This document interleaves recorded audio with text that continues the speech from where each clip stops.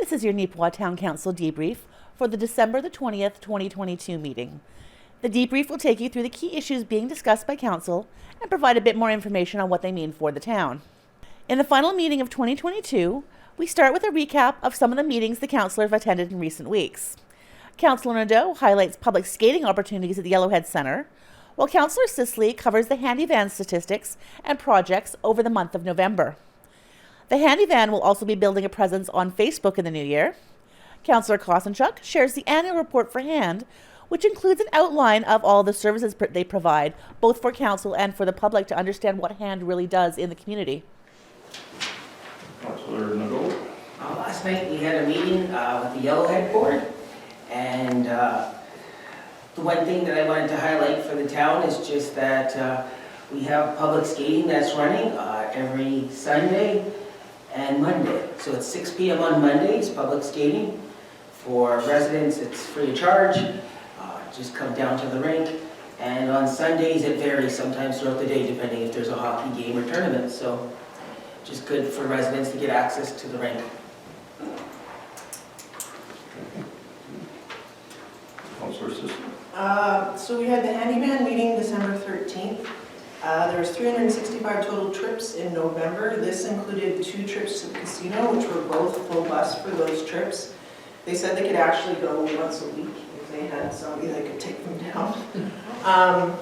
We've decided to keep the registration on the bus, as there has been a lot of interest for doing more of those trips. They also did a trip to Brandon for shopping. There's interest to do a trip to Winnipeg for shopping, but Michelle at HAND doesn't have the time to be able to be away for an entire day in Winnipeg. We provided rides for the co-op Christmas party. It was discussed about next year and the possibility of expanding that advertising more to do shuttles for Christmas parties. I will be getting a Facebook page in place and have established an email address. They did not have a handyman email address. The Facebook page that was in place for handyman was put in place from the old contractor, and when they left, they deleted it. So it's just to get more visibility out there, so that'll be set up and everything will be ready to go for the new year. It was also discussed about the Viterra Curling Championship, and they will be approaching the organizers to see if handyman can be a shuttle for the curling championships. So. And the other meeting I was at was the vet board meeting. We met December 14th. We approved the financials for last year. There was a big discussion about the grant process. I found this interesting. So they're very appreciative of the town of Neepawa because the town of Neepawa puts their portion in immediately. They have to wait on some of the other RMs, and they cannot file for the government portion of their grant unless they have all the money in from the RMs in the town of Neepawa. So they were very thankful for how prompt the town is. Bert DeConing was able to repair a cattle chute in the back. A bullhead got caught in it. So he was able to repair it without taking it out of the wall, which would have been a huge expense, but he managed to be able to keep that expense quite low. And we'll be meeting again in January to get some proper documentation signed, as there's many new members to the board. Excellent. Thank you. Anyone else? Councillor Kosenchuk. I am recently on the HAND committee, and they had sent out a HAND work annual report for 2022. So I just wanted to read it to everyone, just because it is kind of an interesting read. On behalf of the HAND board, I, Rod Shuttleworth, as chairperson, have found the HAND organization, Home Assistance for Neepawa and District, to be a very valuable and vital asset for Neepawa and the surrounding municipalities. The need for HAND is steadily increasing as seniors today have greater longevity and proportionality. More of their vital daily life needs require a longer term of assistance. The HAND committee is very pleased to have Michelle Ferguson as our new HAND coordinator. She started in the beginning of October 2021 and has done a super job in her new position. Michelle's really enjoyed filling the needs of our community. Some of her tasks include a community meal program, lifelines, housing info, referrals to other support groups, safety aid programs, volunteer income tax program, applying for grants, hand service providers such as handyman, housekeeping, reaching out to inform our community the help that they can receive from hand. Michelle has done a fantastic job, as well as many others. Thankfully, the COVID pandemic is mostly over now, and we can get back to a little more normalcy. Instead of just takeout meals, the community meal program is now starting to provide meals again in the dining area as well. We have to thank the coordinator and her staff for their selfless dedication and commitment to their work, since it has not been an easy time for them. I believe that one of the important mandates of the councils and the hand board should be to promote the benefits of hand to its residents. Do you, as a town or municipal councillor, really know what hand is all about? As we age and our health wanes, we become all the more needy of hand. Please help get the word out that hand is there to help all of us. Thank you. Respectively, Rod Shuttleworth. Yes, very good. Yeah, several of us around the table here have worked with that group, and yes. Yeah, we're having. As some of us start to age a little more, it's good to know about the services there. Yeah, it was actually, it's an interesting read for me. I learned a little bit more about what it really entitles. So we will have our annual meeting in March. So they're just trying to catch me up to what services they provide. So I just wanted to do that for the public so they kind of have an idea as well. Manager of Operations Denise Kay and his team have had a lot more snow to deal with over the past couple of weeks. But other than that, things have been quiet as we close out the year. Council did make a point of noting that the town does make an effort not to block driveways or access points during road clearings, but it is not always possible, and residents are responsible for their own snow removal. If they need assistance, there are several options available, including a removal service run by members of the Neepawa Titans. Thank you, Mayor Headley. Well, it's kind of been quiet the last 2 weeks, there's just snow and fell, obviously, but prior to that, we had a few construction meetings, one regarding the Park Lake rehabilitation, and with Tricor and Stantec. We got a quick site meeting regarding works there. Those will be a pretty regular occurrence. We also had a meeting with our new contractor, TL Penner, for the Phase 2 wastewater treatment plant. So that was just a kick-off construction meeting, just kind of get an introduction and then ensure that all documents are signed and everything's in place. So those are moving along. Aside from that, like I said, the big snowfall was a bit of a learning curve again for snow clearing, so contractors were out. So portions of the town are better than others, but we're still getting the hang of it with some new operators clearing. Also remind residents that the snow gates cannot be used at all times, so they have to bear in there, and unfortunately will have to shovel away that snow ridge that's in their driveway. That's not a courtesy the town comes to clear afterwards. It's a privilege when we can use the gates, so it's just a reminder. For those that are incapable, maybe the elderly, I would suggest talking to your neighbor real kindly and see if they have some young children that come shovel it out for you. Or the many contractors that could be utilized around town. That's everything. Okay. It is time for the annual interim operating budget. This is a motion that must be passed by council at the end of each year in order to carry on operations. Without it, council does not have the authority to spend money between the first of the year and the date when the budget is passed in the spring. The motion, while not a complete budget in and of itself, does include specific figures for each department. Interim operating budget. So this is just a resolution we do annually in December under the Municipal Act with closing of our calendar year kind of December 31st. We have no authority to spend money until the passing of the actual financial plan in May of 2023. So this is just a resolution based on estimations received for expenditures for that period of time until the passing of the budget, and we ask that you support the recommendation of the Director of Finance to approve those amounts. Okay, any questions? Read out the resolution. Be it resolved that in accordance with Section 163 of the Municipal Act, the Council of the Town of Neepawa has made provisional estimates of operating and capital expenditures of the municipality for the period of January 1st, 2023 until the adoption of the annual estimates. Now therefore be it resolved that these provisional estimates be hereby adopted. Government services, $410,000. Protective services, $300,000. Transportation services, $400,950. Environmental, environmental health services, $172,000. Environmental development services, $20,000. Public health and welfare services, $197,700. Economic development services, $80,405. Recreational and cultural services, $125,000.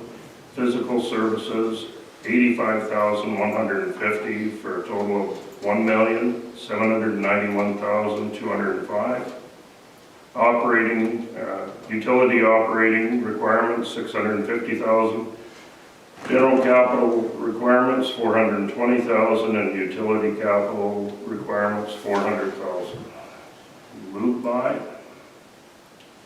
Councillor Kostenchuk, seconded by Councillor Pottinger. All in favor? Opposed? Carried. The town will be embarking on a housing needs study very soon, as a result of our growth rate combined with the announcement of the new hospital, putting further strain on our housing resources. While this portion of the meeting is interrupted by a bit of housekeeping noise, essentially, the council put out a request for proposals for the study and will be proceeding with the one of the three recommended by the CAO. The town of Neepawa is the third fastest growing town in Manitoba, increasing 23.3% since 2016 and roughly 27% since 2011. The growth sustained with immigration driven by employment demand. Central to the strategic management of residential growth is the understanding of housing needs and demands. What we're looking for is to proceed with an assessment that would provide a clear description of the current housing market in Neepawa and emerging opportunities in the community. In the midst of this growth is the recent hospital announcement creating opportunity and increased demand on our housing stock. So essential to the town would be understanding the residential impacts and opportunities of our growth rate and the new hospital, and developing a strategy to assist with development decisions based on those needs and demands. In order to better understand and plan for Neepawa's housing market, a request for proposal was issued for a housing needs and demand study and a housing strategy. Our economic development actually received 3 proposals, Scotland, Murray, WSP, and Urban Systems, and the recommendation of administration would be to proceed based on no bid of Scotland and Murray, $42,698.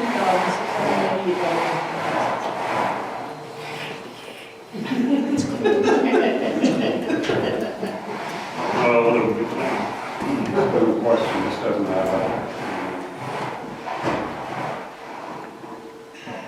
13 and 19 doesn't equal 15. No, she's missing an additional fee line, but the bottom, the actual cost is the 50,000. I can't ask her, she's away. Those are legit, I've seen the bottom ones. Okay, yes, along with being one of the fastest growing communities, that creates challenges in itself, and definitely housing is a concern and something that we should be studying. So I'll read the resolution here. Be it resolved that we accept the proposal of Scotland, Miller, and Murray in the amount of $42,698.25 to complete a housing needs demand study and housing strategy. So moved by Councillor Sisley, seconded by Councillor Nadeau. All in favor? Opposed? Carried. Finally, Council handles a couple of planning requests. The first is a resolution prepared for the Regional Planning Office so that they can prepare a bylaw for rezoning a portion of land for multi-use modular homes. That is just the process that needs to be gone through in order to even enable them to start rezoning and doing this bylaw. The second is a subdivision to separate a yard site from the surrounding land. And this has implications for access roads because of its proximity to the new hospital and the limited number of access roads allowed off of Highway 16. As well, for future needs regarding water and sewer infrastructure for the new hospital site, the town will be seeking technical and financial assistance from the Water Services Board. Okay, zoning bylaw. So, the planning district received an application to amend the town of Neepawa zoning bylaw. The applicant is Philip Cyclicki, and the property owner is Clarence Bagg. The lot itself is, legal descriptions, Lot 1, Block 2, Plan 6965. More specifically, as there's no address to the property, it's on Gill Drive. There's a parcel of land to the west of like where Neepawa Plumbing and Heating is. It's that portion of land. The request is, it's going to be two parts. There'll be a map amendment to rezone the portion of the property from its current MH industrial light to the proposed RMH residential mobile modular home. And the second part would be, part of the amendment would be in the bulk use table, would be make provisions for multi-use modular mobile home within the RMH zone. And the reason in support of this application is just to allow for location of a proposed modular home development on property. The applicant wishes to locate, it's got 4 buildings, each building consisting of, I believe it's 5 these bachelor suite units inside of them. So just, I guess just for those who haven't gone through this, our bylaws are prepared by our regional planning office. And in order for them to prepare the bylaw, they always want a resolution by council, just noting that the application has been reviewed and it's something that council is willing to entertain. Also further to this, it also is, it's been reviewed through the planning district board, and the bylaw process to amend the development plan has already been initiated, and the bylaw has been created. Process to change the development plan for the planning district is already in the works, so.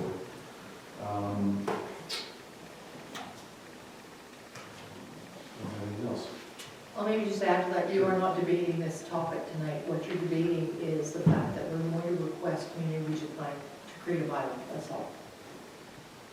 I guess just to expand on the bulk table right now in our modular home zone, RMH, that only allows, only makes provisions for single unit buildings.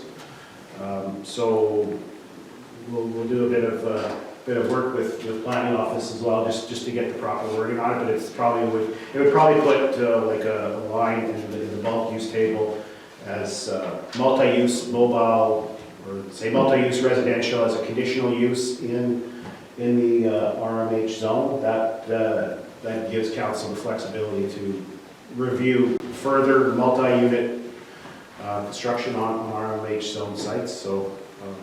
And still keeping the regular standards for the existing RMH. So. Okay, any other questions? No, there. All right, we have a resolution. Be it resolved that the Council of the Town of Neepawa requests community and regional planning to prepare bylaw number 3220-23 to amend the Town of Neepawa zoning bylaw number 3184-18 to reclassify Lot 1, Block 2, Plan 6965 from the current ML Industrial Light Zone to the proposed RMH Residential Mobile Modular Zone in order to allow for the location of a proposed modular home, mobile modular home development. Be it further resolved that the bylaw also make provisions for multi-use modular mobile homes with the RMH Residential Mobile Modular Zone. Jeff, can you make that up? Anyway. Sorry about that.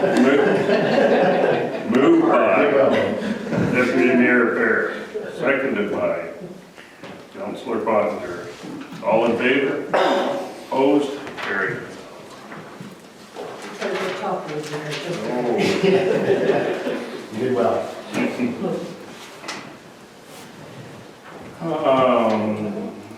8.5, so PPH 16 is water and sewer infrastructure. So this is a resolution. As you know, when we go forward to discuss the new hospital, very clearly there has to be sewer and water infrastructure there. We did have a meeting with Manitoba Water Services Board last week to discuss what might be possible in their capital planning budget. As you know, every year we send in a list of 5 capital projects.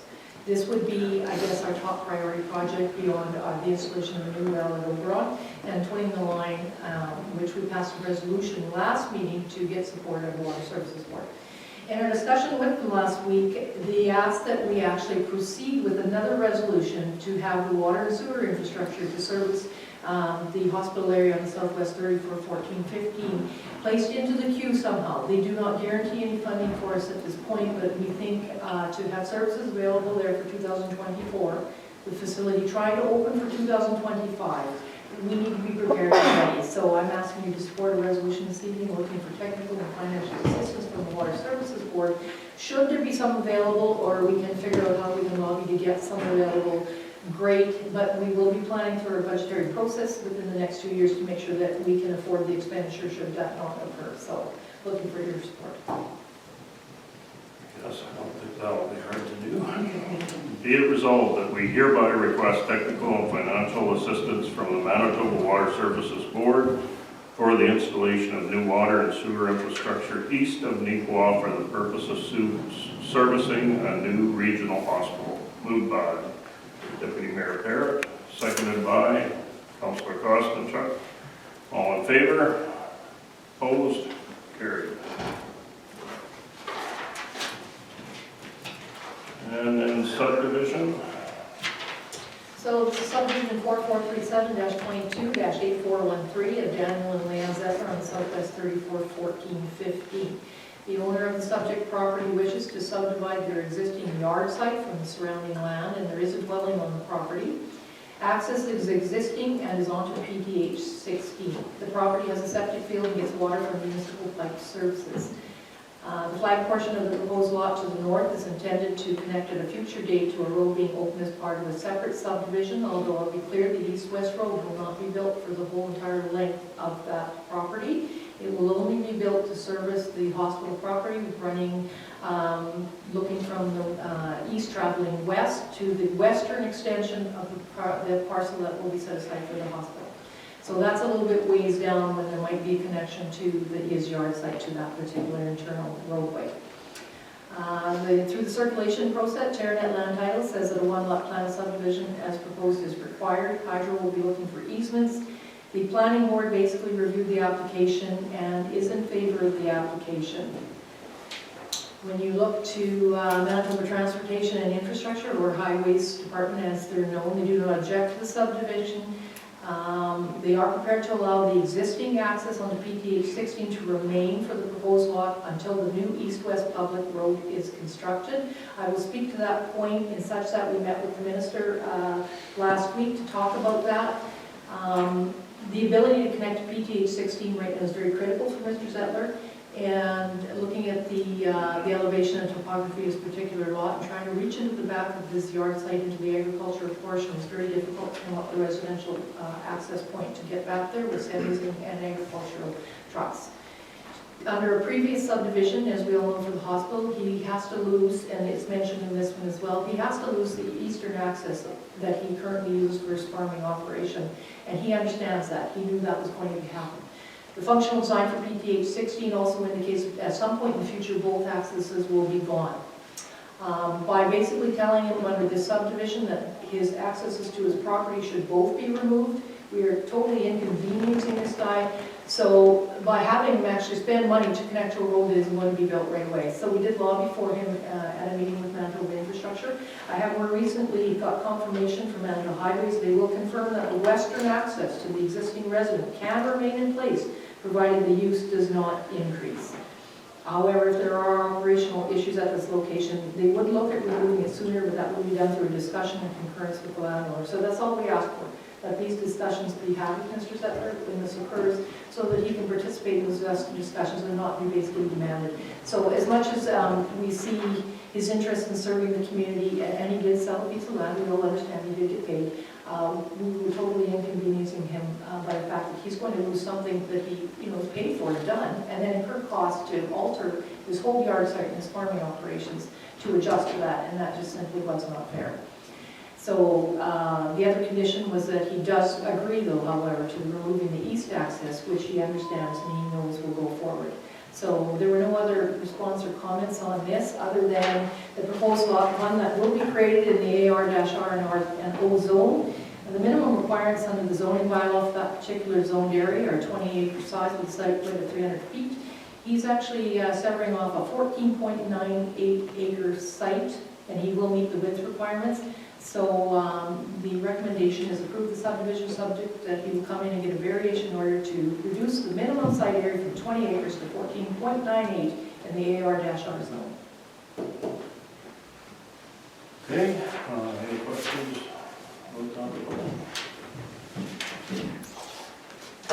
Okay, so the motion is, be it resolved that we approve subdivision application 4437-22-8413 of Dan and Leanne Zettler to subdivide their existing yard site from southwest 341415, subject to obtaining a variance to reduce the minimum required area from 20 acres to 14.98 acres in the AR-R zone. Moved by Deputy Mayor Parrott, seconded by Councillor Nadeau. All in favor? Carried. Also covered were the regular financial reports, the Chamber of Commerce AGM, annual outstanding utility amounts added to taxes, and the animal control contract renewal. Please note that the January the 3rd, 2023 council meeting has been cancelled, so the next regular meeting will be held on January 17th. You can view end-to-end coverage of the town council meeting elsewhere in the NACTV schedule, including immediately following this. We'd love to know if you're out there, if you're watching, and if you have questions or issues that we can help get answers to for you. You can reach the station at 204-476-2639, email at nactvnews@gmail.com, or on Facebook at Neepawa TV. And in the spirit of the holidays, I'm going to let the mayor get the final word. As on behalf of council, administration, and staff, we want to wish all our residents and everyone within the community a Merry Christmas and a Happy New Year.